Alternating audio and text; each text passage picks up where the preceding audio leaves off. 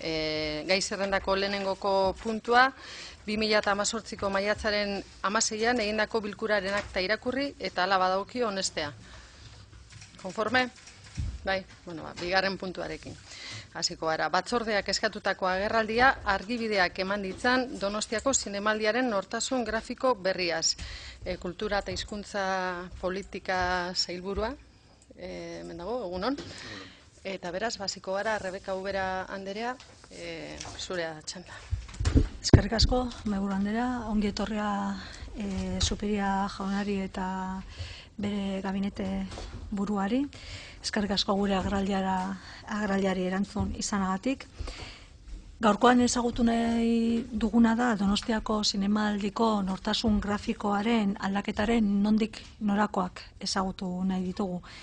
Izan ere, orain arte Donostiako zinemaldia izan denaren irudia guztiz aldatzen da. Izena ez da aldatu, nortasun grafikoa aldatu da, iruditeria goitik bera aldatzen da. Eta ez da ñabardura soil bat, sakoneko auzia da, gure ustetan behintzat agerian usten duelako gure nortasuna, gure berezitasuna den euskara baztertzeko intentzionalitatea dagoela. Nazioartekotzearen aitzakipean, ingelesaren bidez, euskara baztertuz, ondorioz, gure berezitasuna, gure herria eskutatu egin nahi dela. Eta hala ez bada, zuzenduko dit Zupiria jaunak. Egia da, gai hau ja dagoeneko hainbat erakundetan eztabaidatu dela, gainera Donostiako udalean mozio bat onartu zen aho batez, baina gero mozio horren kontrara Batzar Nagusietan, Gipuzkoako gobernuak bestelako irizpide bat erabili zuen, beraz, guztiz nahasiak gaude, ez dugu oso ongi ulertu zer gertatzen ari den. Ikusten ari garena da nazioartekotzearen aitzakipean ere alderantziz egin zatekela, ez? Gure berezitasuna, euskara, gure herria mundu zabalera ezagutaraztera emateko, nortasun grafikoa egokitu. Eta nolabait nortasun grafikoa horretarako baliatu.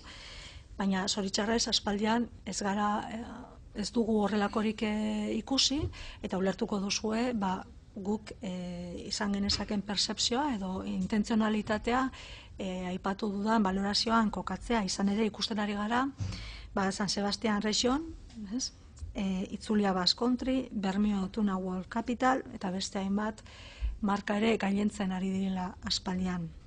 Egia da, lehen esan dudan bezala, Donostiako zinemaldiaren izena mantentzen dela, baina aitortuko didazuen, naiz eta orain jarri didazuenean,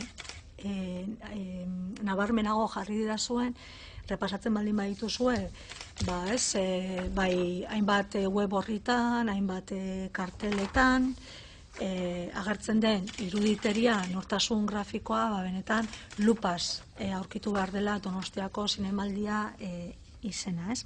Eta guzti hau gertatzen da 76. edizioan. Lehen aldiz, kartel lehiaketa ez denean egiten. Orain arte beti lehiaketak egiten ziren, eta kartel horietan, lehiaketa horien bidez aukeratzen ziren, iruditeria, abar eta abar.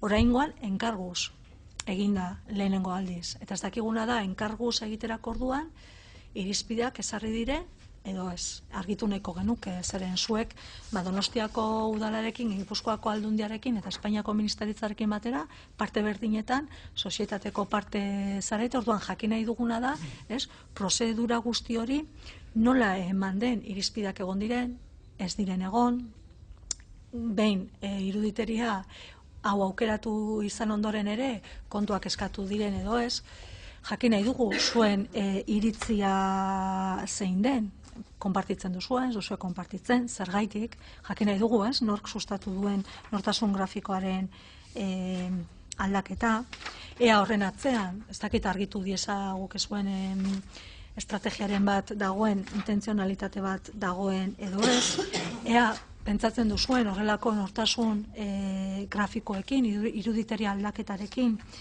euskararen prestigioan irabazten dugun, galtzen dugun, edo euskarak prestigioa irabazteko iruditeri hauek lagungarriak diren edo ez. Zeren orain arte, azken urteotan, eta hori ikusi dugu ez, Donostiako zinemaldiak badu marka bat, badu irudi bat, orain aldatzen dugu. horrek ere ondorio batzuk izan ezake, gainera aukeratutako markaia dagoeneko existitzen da, Washington zonaldeko marka bat da, orduan zergaitik aukeratzen da dagoeneko existitzen den marka bat, eta ingelesez. Jakin nahi dugu, zuek ze defendatu duzuen, edo aukerarik izan duzuen, zuen jarrera defendatzeko sozietate, zinemaldiko sozietatean. Beraz, gaurkoan bai eskertuko genuke xehetasunak ezagutzea, argibideak eskuratzea, jakiteko eta baloratu ahal izateko benetan zer gertatzen ari den edo zer ez den gertatzen ari, nahiz eta gu pentsatu horren atzean intentzionalitate bat dagoela, ez? Eta gure partetik lehenengo txanda honetan besterik ez, eskerrik asko. Eskerrik asko Ubera anderea, sailburu jauna, zurea da hitza honen. Eskerrik asko, presidente Andrea, eta legebiltzarkideoi guztioi egunon. Egunon baita zuri ere, Ubera Andrea. Abia puntu bezala, egokia iruditzen zitudarik egon ez da den bi baieztapen egitea. Lehenengoak, gure zine jaialdi nagusiaren izenarekin du zerikusia eta horren ingurukoa da. Alegia, izen deitura ofiziala da Donostia Zinemaldia Festival de San Sebastián. Hori du izena. Lehengo bera da, eta ez du aldaketarik izango. Eta bigarren baieztapenak erakundeok honen aurrean daukagun jarrerari buruzkoa da, eta esan behar dizut, eta esan nahi dizut, bai Donostia Zinemaldiko arduradunen helburua, eta bai gurea, eta uste dut gurea esaten dudanean esan dezakedala Jaurlaritzarena, Aldundiarena eta Donostiako udalarena da, Donostia Zinemaldia Festival de San Sebastián marka alik eta ezagunena eta edatuena bihurtzea aldan neurrian hemen eta munduan. Marka batean kudeaketa oso gauza korapilotsua da. Hori adierazten dute behin eta berriz, marka garrantzitsuak eta indartsuak dituzten enpresa, elkarte, talde, klub eta gainontzeko erakundeek. Asko kostatzen da marka bat eraikitzea, asko kostatzen da mantentzea, eta batez ere asko kostatzen da marka horren inguruan balio positiboak eta balio interesgarriak eraikitzea, eta balio horietaz hornitzea eta aberastea marka horiek. Baina marka bat nortasun grafikoa baino askoz gehiago da. Eta zinemaldiaren kasuan, irudi grafikoaren aldaketaz hitz egiten ari gara, eta ez marka baten aldaketaz. Dana dela, benetan esaten dizut, eskertzen dizut galdera hauek hartzalegi biltzarrera, ze uste dut gauza hauek askotan argibide batzuk eman da, aukera ematen dutela azaltzeko eta erakusteko zergatik egiten diren aldaketak, eta baita ere zer egin den esplikatzeko. Eta ojala, gaur ona ekarriko ditugun argudioek balio badute edo zein mesfidantza eta gazki ulertu argitzeko. Prozesuari buruz. Irudi grafikoaren aldaketaren erabaki izan aurretik proposamen bat izan zen, zinemaldiaren zuzendaritzak egindakoa, eta jendaurrean publiko egin aurretik erakundeon ordezkorioi planteatu zigun proposamen modura.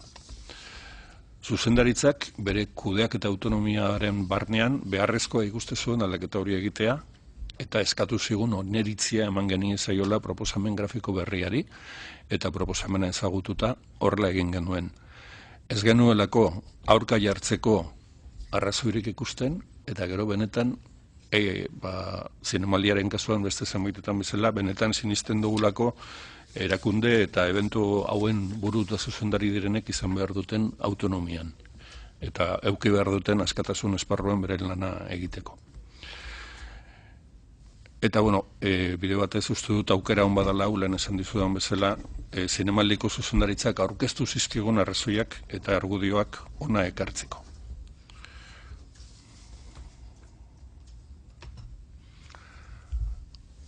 Aipatu ziguten lehenengo kontuetako bat iruditan ekarri nahi izan dut, ze uste dut argibide badala, hitzak bezain argigarria izan litekena. Eta lehenengo arrazoia, Rebordino zuzendariak planteatu zigunak, zerikusia zuen logoaren ikusgarritasunarekin. Zinemaldiko arduradunek esan izan digute behin eta berriz, eta hori beste erakunde askori ere gertatzen zaigu. Logoa bidali behar dutenean, zine banatzaile bati edo pelikula baten marketing sailera, beti jasotzen zutela galdera bera.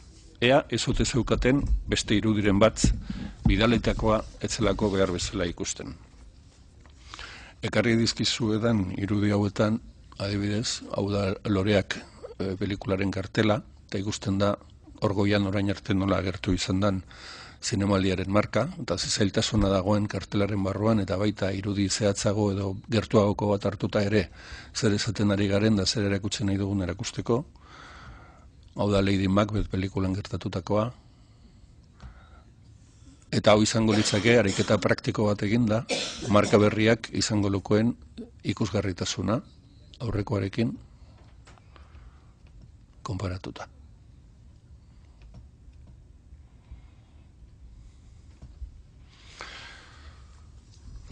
Hau da beraz, planteatu ziguten gogoetaren lehenengo pausua. Bigarrena, eta hontan ere zure galderari erantzunez, zergatik SSIFF logo modura.